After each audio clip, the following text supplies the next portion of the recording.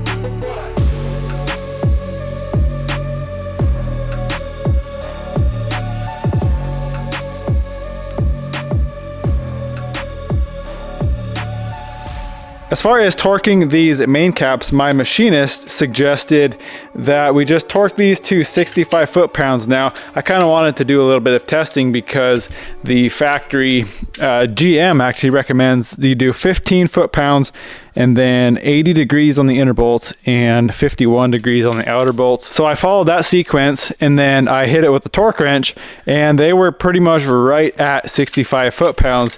And he also suggested 45 for the rods. So I'm gonna do the same thing with the rods. The rods kind of do the same thing with 15 foot-pounds, and then depending on what design you have, either 60 or 85 degrees.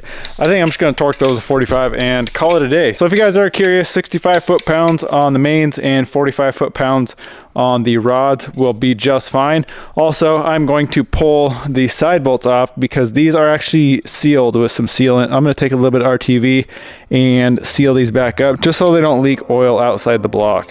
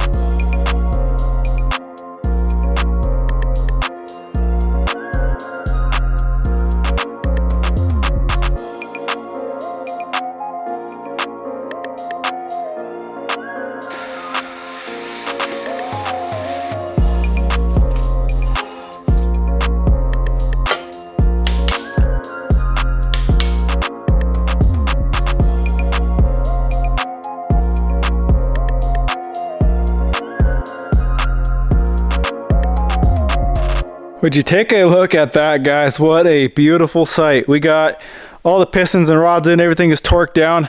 I gotta say, like I said earlier, this tool, this little tapered ring compressor is a must-have. I probably spent half the time doing 8 pistons as last time doing 4 pistons on my 22R.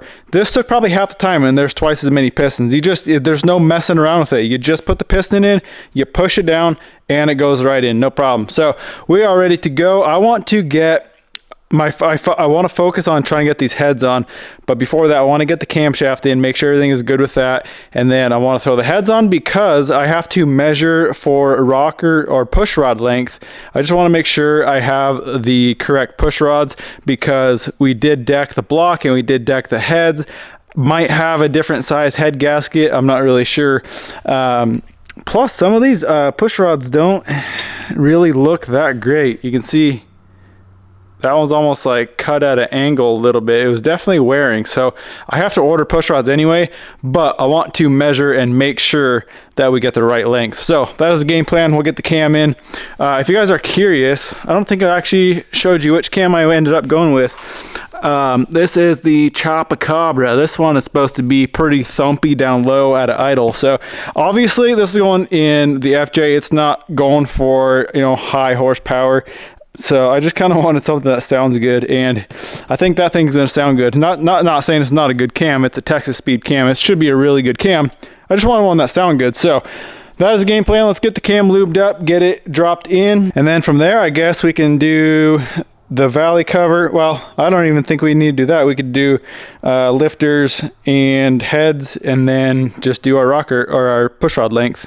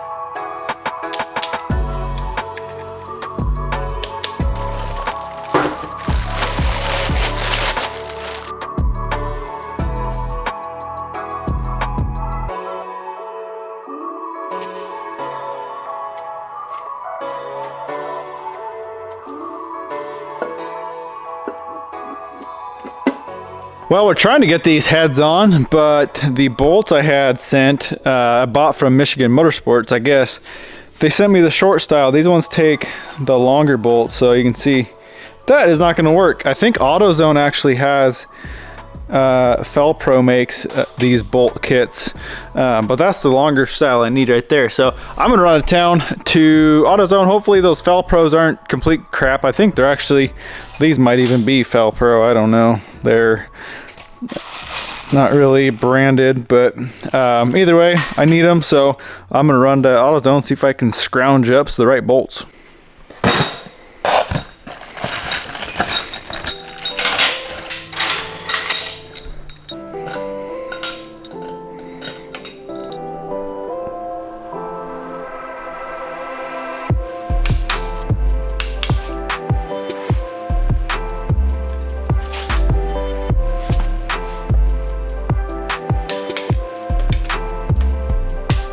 You know what's kind of annoying? I pulled these dowel pins out of this block before I brought it to the machine shop, and the machinist installed these new dowels. Now these things, for some reason, there's no chamfer on them for one, and I cannot get the head on. The other side that already got on, I had to actually replace one of the dowels with the stock ones. But for some reason, these things are extremely tight in the block, and I'm having a hell of a time getting them out, but I can't get the heads on without at least replacing one of these. So I'm here torching it. I got pliers. I don't have a dowel puller, so we got pliers. We're gonna get this thing out and swapped out because it's the only way I can get these heads on.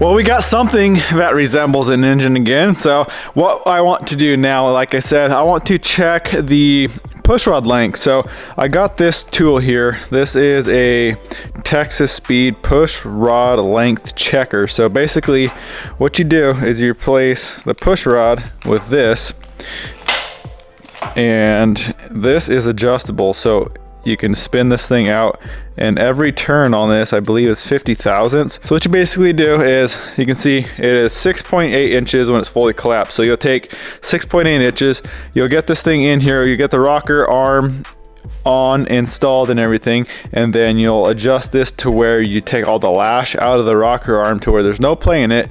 You'll take that measurement, you'll add 6.8 to it, and then you'll add, I believe, 70 thousandths for lift or preload, and then that gives you the length of your push rod. So what I'm going to do is just kind of, I know it's going to be close to this, obviously, so I'm going to count my turns out till it's just about the same length as the push rod I pulled out. And then we're gonna put it together, like I said, with the rocker arm in there, and I'll show you all how to measure everything out and how to get your number for pushrod length. One very important step I forgot to mention is we need to make sure the cylinder you're working on, the cam is on the heel. So luckily I have the valley cover off, so I can just look down in here. I can see the number one lobe is pointed up. Basically what I want to do is point the lobe on the cam away from where the lifter for this rocker is going to hit that lobe. So I'm going to turn the motor over till that lobe for the intake on this side is pointed down, and you don't need to check every single hole. It's probably a good idea to check intake and exhaust just to make sure that the cam is the same on intake and exhaust. But like I said, you don't need to do every single hole. Just focus on cylinder one, and we'll rotate that around and we should be good.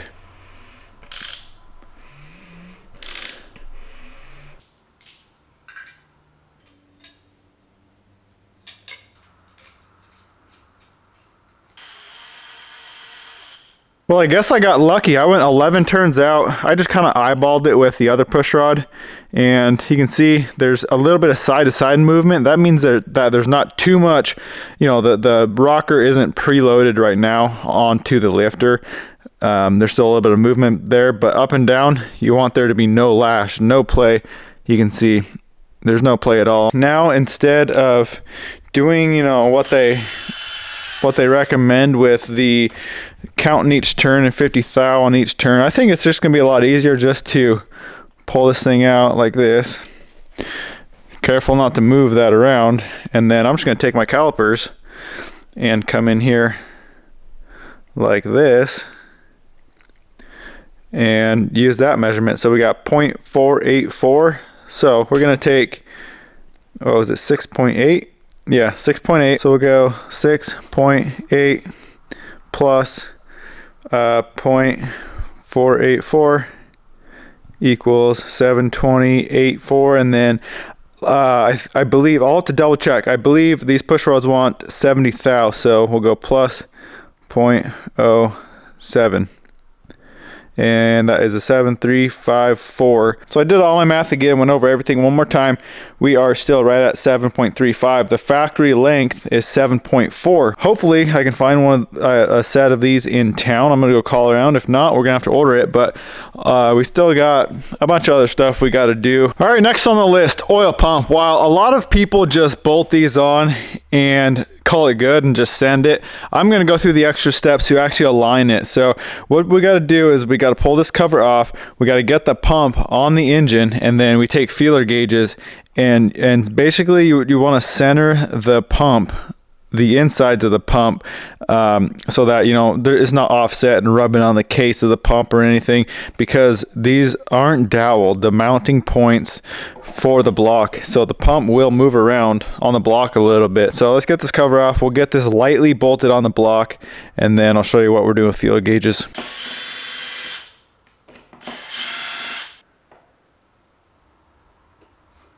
So I got 4 feeler gauges here. 2 of them are 1.5 thou and 2 are 2 thousandths.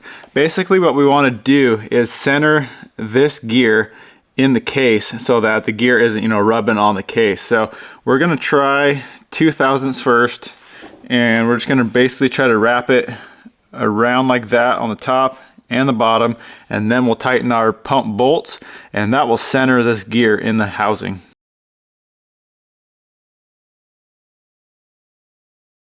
All right, so now you can see we got the top feeler gauge here shoved all the way in, the bottom gauge down there shoved all the way in, and those were 2 thousandths. They actually fit really good, so it almost wraps around the entire gear, so you know that thing is centered. Now we can torque these oil pump bolts down, and if everything goes well, we should be able to pull those out. They both should be able to pull out just fine and dandy, and we should have an aligned oil pump.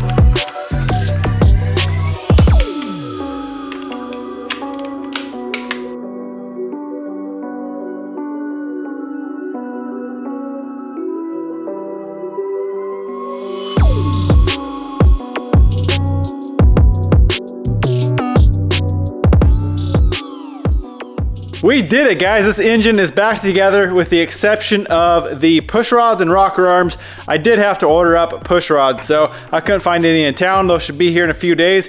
We can throw the push rods, rockers, and get everything buttoned up on this. Now, I haven't ordered a water pump. There is a few different styles of water pump that I haven't really decided which one I want to go. I may go, I think it's a newer Camaro where the spout comes out like right here on the front, and it's going to be a lot closer to the outlet on my radiator. So I may go that way. With doing that, we would have to kind of cut up and modify the accessory bracket, but that's not a big deal, but we'll figure that out later on. Next video, we got to get this thing back in the truck because I want to start my suspension, and I want to do it with the engine and transmission in, just so I know for a fact everything's going to clear. That's the biggest problem that we're probably going to run into, is clearance issues on what I have planned for the suspension. Now, I'm super excited. This build's about to get real crazy, so you guys are going to love it. Definitely stay tuned for upcoming videos. We're going to get on suspension here very soon. So I am stoked. I hope you guys enjoyed the video. We got a brand new LS. About everything in this motor is now brand new. So this thing should run really good. And with this cam, this thing should sound pretty sweet. Either way, guys, I really hope you enjoyed the video. I want you to smash that thumbs up button, comment, subscribe. We'll see you in the next one.